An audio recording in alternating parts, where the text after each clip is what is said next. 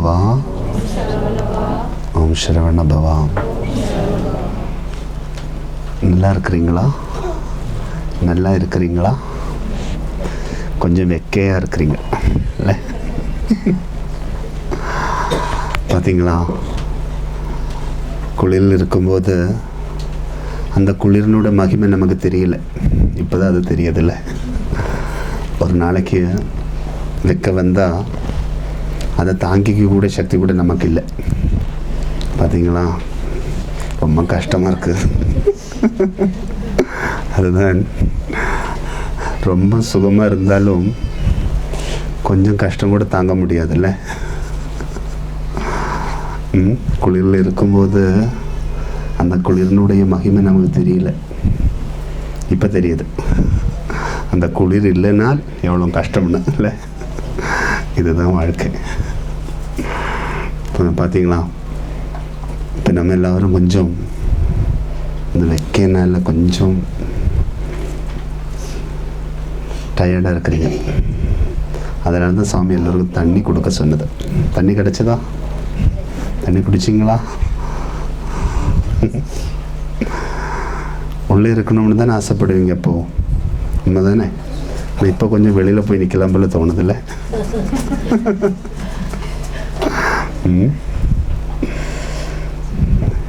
இப்போ நமக்கு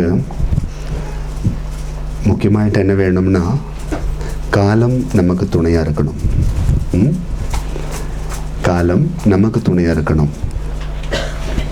நம்ம இப்போ ஒரு காலத்தில் இருக்கிறோம் இல்லையா? 2 காலம் இருக்கு.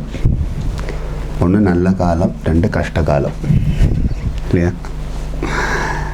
கஷ்ட காலம் நமக்கு வேண்டாம், நல்ல காலம் வேணும் இல்லையா? கஷ்டங்கள் கொடுக்குற காலம் நமக்கு வேண்டாம், நல்லது கொடுக்கும் காலம் நமக்கு வேணும். ஆனால் இந்த உலகத்தில் 2ம் இருக்கு. இரவு பகல் என்ற மாதிரி வெளிச்சமும் இருக்குது, இருட்டும் இருக்குது இந்த உலகத்தில். அதை யாராலையும் மாற்ற முடியாது. இரவை பகலாக்க முடியுமா? முடியாது. பகலை இரவாக்கவும் முடியாது. அது அப்படியே நடந்துட்டுருக்கோம். ஆனால் பகலிலே நம்ம வாழணும், இரவிலே நம்ம வாழணும். பகலிலும் நம்ம வாழணும், இரவிலும் நம்ம வாழணும். ஆனால் நமக்கு கடவுள் கொடுத்த கண்கள் பகலில் மட்டும்தான் பார்வை இருக்குது. உண்மைதானே? இருட்டில் போனால் கண்ணு தெரியுதா? தெரியல. வெளிச்சம் இருக்கிற இடத்துல தான் கண்ணு தெரியும். இந்த வெளிச்சம் இல்லைன்னா நம்ம கண்ணுக்கு பார்வை இல்லை. இப்போ நம்ம எல்லாம் சொல்கிறோம் இந்த கண்களுக்கு பார்வை இருக்கணும். உண்மைதான். ஆனால் இந்த கண்களுக்கு பார்வை இருக்கணும் என்றால் வேறொரு வெளிச்சம் நமக்கு வேணும். அப்போ தான் இந்த கண்களுக்கு பார்வை இருக்கு. இந்த பார்வை ஒரு வேளையில் நமக்கு இருட்டு வந்தால் இந்த கண்களையும் தெரியாது, இதெல்லாம் தெரியாது நமக்கு. அப்போ நமக்கு பகலிலேயும் வாழணும், இரவிலையும் வாழணும். அதுக்கு என்ன வழி? இருட்டு வந்தால் என்ன பண்ணலாம்? ஒரு வெளிச்சம் நமக்கு உதவியாக இருக்கணும் இல்லையா? ஒரு வெளிச்சம் நமக்கு வேணும், ஒரு டார்ச் நமக்கு வேணும், ஒரு எமர்ஜென்சி லைட்டு நமக்கு வேணும். எமர்ஜென்சி லைட்டு இல்லையா? ஒரு இருட்டு நம்மள்கிட்ட வரும்போது அந்த இருட்டை ஜெயிக்கணும்னா ஒரு வெளிச்சம் நமக்கு வேணும். அந்த வெளிச்சத்தை தான் நம்ம தேடின்னு இருக்கிறோம்.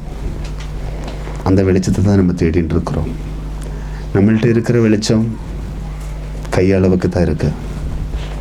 ஆனால் நமக்கு உலக அளவுக்கு வெளிச்சம் தேவை இருக்குது. உண்மைதானே? இப்போ லண்டனில் நம்ம இருக்கிறோம். லண்டனில் நமக்கு நல்ல வசதி இருக்குது. இங்கே இருக்கிற வசதியெல்லாம் நம்ம சந்தோஷமாக வாழ்ந்துட்டுருக்குறோம். ஆனால் இங்கேருந்து போகிற வேளை நம்ம இந்தியாவுக்கு போகிறோம். இந்தியாவுக்கு நம்ம ஒரு பயணம் போகிறோம். இந்தியாவுக்கு போனால் அங்கேயும் வசதி வேணும் தானே? உண்மை தானே?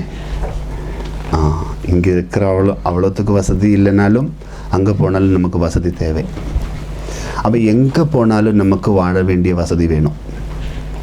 எனக்கு லண்டனில் மட்டும் வாழ வேண்டிய வசதி இருக்கணும் அப்படின்னு சொல்லக்கூடாது. நம்ம உலக அளவில் வாழ்ந்துட்டு இருக்கிறோம்.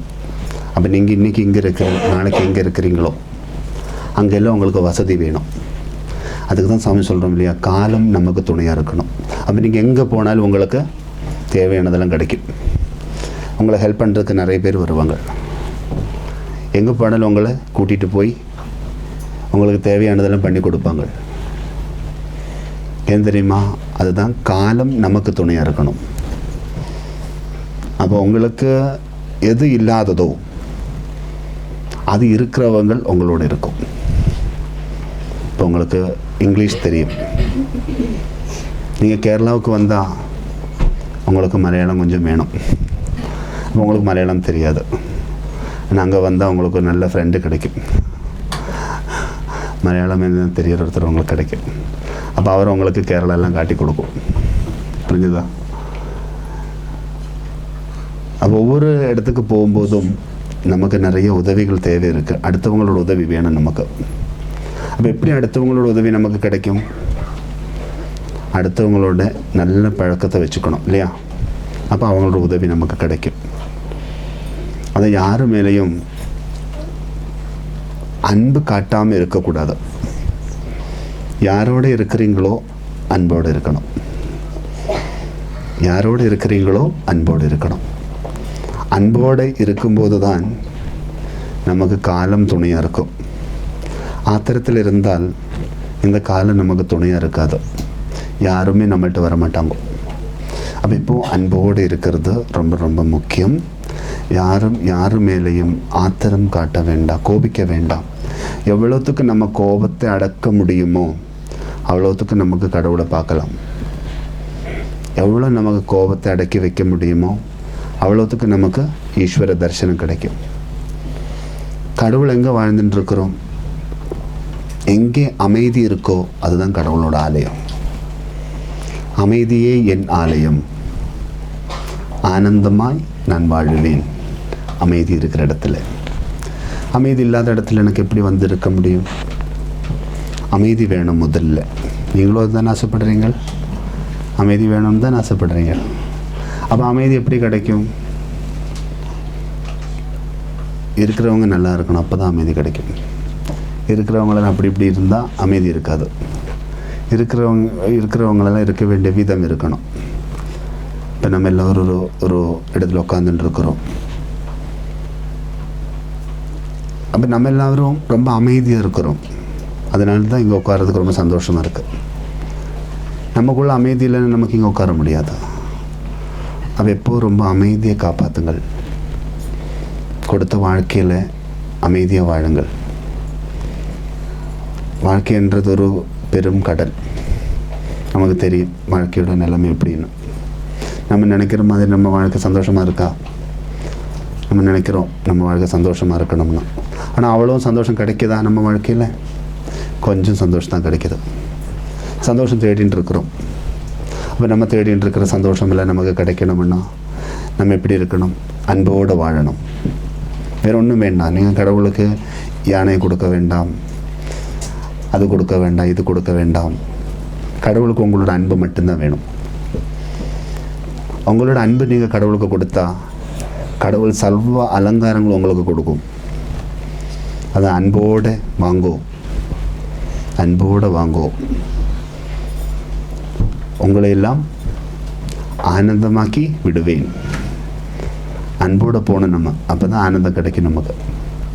அன்பு இல்லாமல் போனால் ஆனந்தம் கிடைக்காது. அதான் சாமி இப்போ சொல்லுவேன், ஆசையாயிட்டு போகக்கூடாது, அன்போடு போகணும். ஆசைகள் நமக்கு இருக்கிற அன்பை கெடுத்தும்.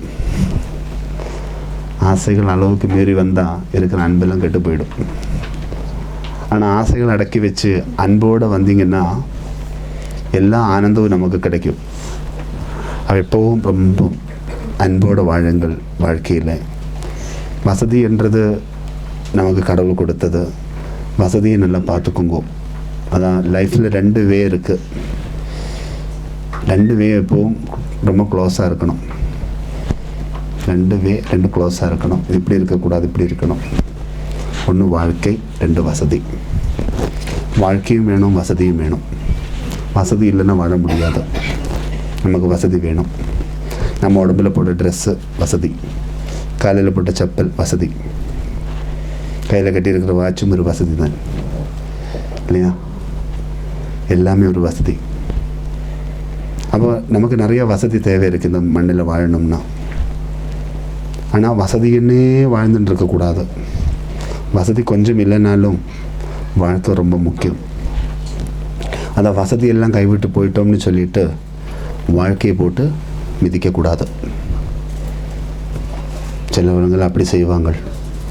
என்னோடய வசதியெல்லாம் கைவிட்டு போயிட்டோம்னு சொல்லிட்டு இனிமேல் நான் வாழ மாட்டேன், நான் தற்கொலை பண்ண போகிறேன், இனிமேல் எனக்கு வாழ்க்கை வேண்டாம்.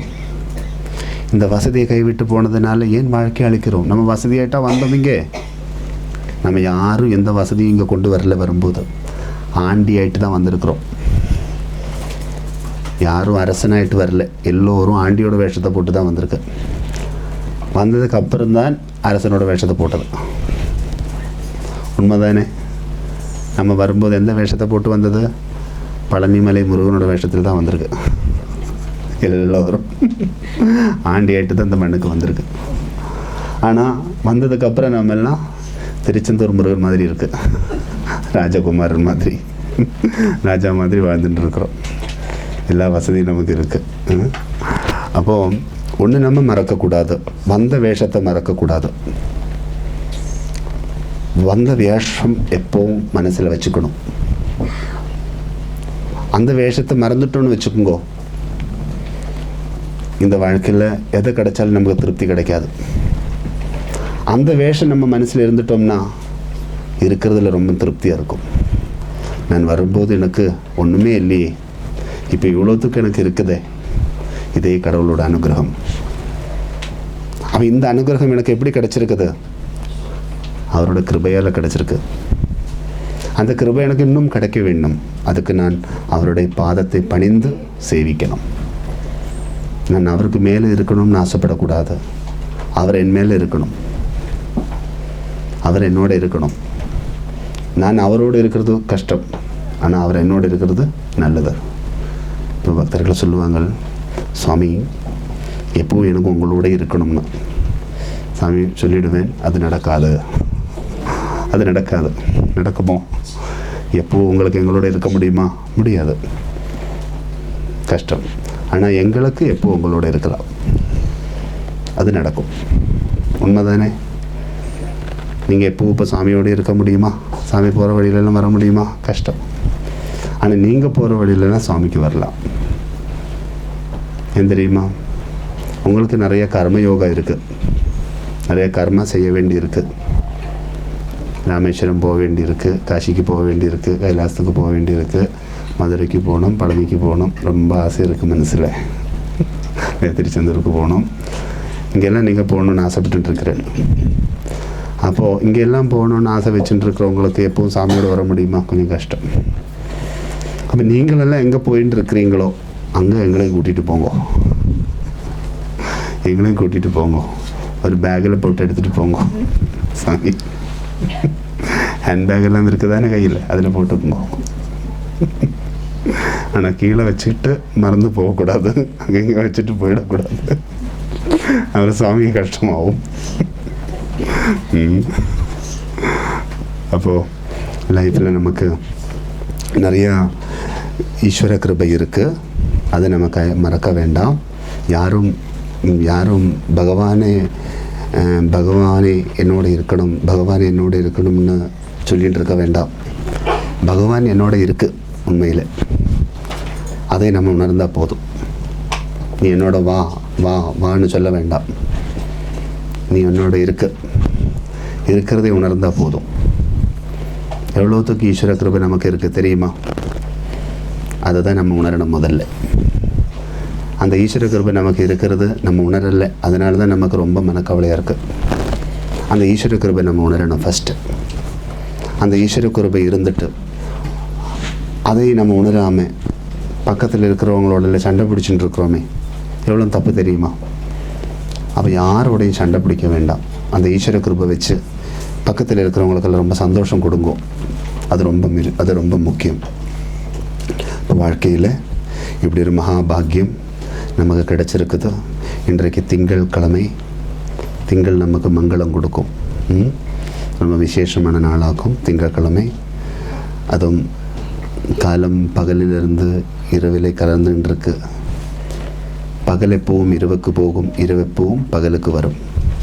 அப்போ இரவில் பார்க்குறது நல்லது. ஏன் தெரியுமா? கொஞ்சம் இருட்டாக இருந்தாலும் இனிமேல் பகல் பெருசாக வரப்போவதில்லை. அதனால சந்தோஷம் தானே. அப்போது இப்போ நமக்கு ദേവയോഗത്തിൽ ഇവിടെ ഒരു മഹാഭാഗ്യം കൊടുത്ത കടവുളുടെ പാദത്തിൽ കോടാനുകോടി നമസ്കാരങ്ങൾ ചൊല്ലിയിട്ട് ഒരു 5 நிமிஷத்தில் சிவ அஷ்டோத்தர சதநாமாவலி இங்கே எல்லோருமே சேர்ந்து படிக்கலாம். எதற்காக என்றால் இந்த உலக அமைதிக்காக. இந்த உலகத்தில் நிறைய போர்கள் நடந்துட்டுருக்கு. நிறையா அசுர சக்திகள், தீய சக்திகள் இந்த உலகத்தில் நடமாடின்னு இருக்கு. எல்லா வில்லேஜ்லேயும் இருக்குது. ஒரு ஊரில் மட்டும் இல்லை, எல்லா உலகத்துலேயும் இருக்குது. எல்லா ஊர்லேயும் இருக்குது தீய சக்திகள். எல்லா உள்ளத்துலேயும் இருக்குது தீய சக்திகள். நம்ம நினைக்கிறோம் உலகத்தில் சண்டை நடக்குதுன்னு. அப்படி யாரும் நினைக்கக்கூடாது. உலகத்தில் எந்த சண்டையும் இல்லை, எல்லோருடையும் உள்ளத்தில் தான் சண்டை நடக்குது. அந்த சண்டை தான் இந்த உலகத்தில் சண்டைக்கெல்லாம் காரணம் இல்லையா? உலகத்தில் எவ்வளோ கஷ்டங்களுக்கு என்ன காரணம்? உள்ளத்தில் இருக்கிற சண்டை தான். எவ்வளோ ஃபைட் பண்ணிட்டு இருக்கிறோம் நம்ம உள்ளத்தில். அத்தனை தீய சக்திகள் நம்மளை வந்து துரத்தின்னு இருக்கு. இப்போது ஒரு நிம்மதி இல்லை. எங்கேயாச்சும் போய் உக்காந்தா அங்கே வந்து கடிக்கும் நம்ம மேலே மஸ்கிட்டோ. இதுதான் அவ்வளோ கஷ்டம் இருக்குது இந்த காலத்தில். அப்போ ஒரு 5 நிமிஷம் நமக்கு சிவனை சேவித்து இந்த தீய சக்திகள் எல்லாம் ஜெயிக்கலாம்.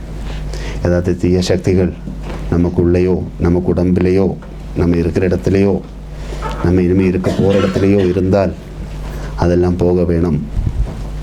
நமக்கு இருக்கிற இடமெல்லாம் சந்தோஷமாக இருக்கணும். இருக்கிற உடம்பு நல்லா இருக்கணும் இல்லையா? இருக்கிற இடம் நல்லா இருக்கணும், இருக்கிற உடம்பு நல்லா இருக்கணும், அதுக்குள்ளே இருக்கிற அந்த உள்ளவும் ரொம்ப நல்லா இருக்கணும். அப்போது அந்த மகிமை நமக்கு இருக்க வேணும். அதுக்கு இப்போ நம்ம சிவ அஷ்டோத்தர சதநாமாவலி இங்கே படிக்கிறோம். இன்றைக்கு திங்கட்கிழமை.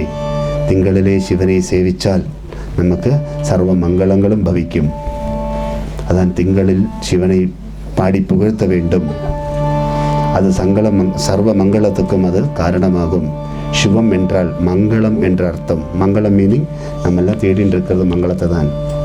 எப்போ எனக்கு சிவம் கிடைக்கும், எப்போ எனக்கு மங்களம் கிடைக்கும், எப்போ எனக்கு மங்களம் கிடைக்கும், இந்த கஷ்டத்திலிருந்தெல்லாம் எப்போ எனக்கு முக்தி கிடைக்கும், எப்போ எனக்கு ஒரு அமைதியான வாழ்க்கை கிடைக்கும். வாழ்க்கை இருக்குது, ஆனால் வாழ்க்கையில் சந்தோஷம் இல்லாமல் இருக்கிறேன். எப்போ எனக்கு அந்த சந்தோஷத்தை கிடைக்கும், எப்போ கிடைக்கும்னு கேட்க வேண்டாம். நீ எப்போ என்ன சேவிச்சுட்டு இருக்கிறியோ அப்போல்லாம் உனக்கு அந்த சந்தோஷத்தை கிடைச்சிட்டு இருக்கு. அப்போ இப்போ நமக்கு இந்த சிவ அஷ்டோத்திர சதநாமாவலி இன்றைக்கு பாராயணம் பண்ணக்கூடிய பாக்கியம் கிடைத்திருக்கு. அது நம்ம எல்லோருமா சேர்ந்து மனசால் இதை வசதியை வச்சு செய்கிறது முக்கியம் இல்லை. சாமி எப்போவும் சொல்லுவேன், நீங்கள் உங்களில் இருக்கிற வசதியை வச்சு நீங்கள் கடவுளை கும்பிட வேண்டாம். உங்களோட மனதை வச்சு கும்பிடணும். உங்கள் கையில் இருக்கிற வசதியோட கணக்கு கடவுளுக்கு தெரிய வேண்டாம். ஆனால் உங்களோட மனசில் இருக்கிற பக்தி கடவுளுக்கு கொடுக்கணும். பக்தி வச்சு கும்பிடணும். அப்போ தான் பகவானை பார்க்கலாம். அதான் மனசை வச்சு இந்த சஹஸ்ரநாமம் படிக்க முடியாது. இப்போது அஷ்டோத்திரம் படிக்கலாம். சஹஸ்ரநாமம்னு வருது.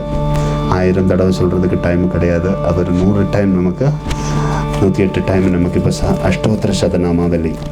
அது ஒவ்வொரு மூல மந்திரங்கள் இருந்து உங்களுக்கு படித்து கொடுக்கும். அதில் ஒவ்வொரு மந்திரங்களுக்கும் ஓம் நம சிவாயா என்ற மகாமந்திரத்தை கரங்கள் கும்பிடுங்கள். தாமரை முட்டு மாதிரி வையுங்கோ கைகள். சீக்கிரம் அம்மாவையும் அப்பாவையெல்லாம் நினச்சிக்கோங்க. மனசில் காலமாகி போனவங்களெல்லாம் கும்பிடுங்கோ. அவங்களோட ஹேண்ட் சிஸ்டர்ஸ் பாதமெல்லாம் கும்பிடுங்கோ. அம்மாவோட குடும்பத்துலேயும் அப்பாவோட குடும்பத்துல எல்லாம் காலமாகி போயிருக்கிறாங்க நிறைய பேர். தெரிந்தும் தெரியாமலும் இருக்கலாம். தெரிஞ்சது கையளவு, தெரியாதது உலகளவு. அப்போது அவங்களெல்லாம்